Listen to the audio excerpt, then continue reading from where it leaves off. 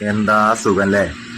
Current bill അടക്കണ്ട, നികുതി അടക്കണ്ട, loan അടക്കണ്ട, തക്കാളി വാങ്ങണ്ട, റേഷൻ കടയിൽ പോണ്ട.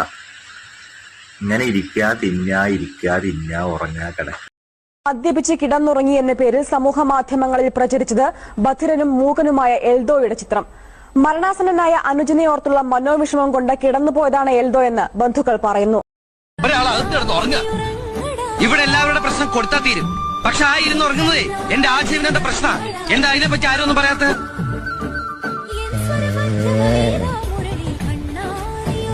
കണ്ണാ നീ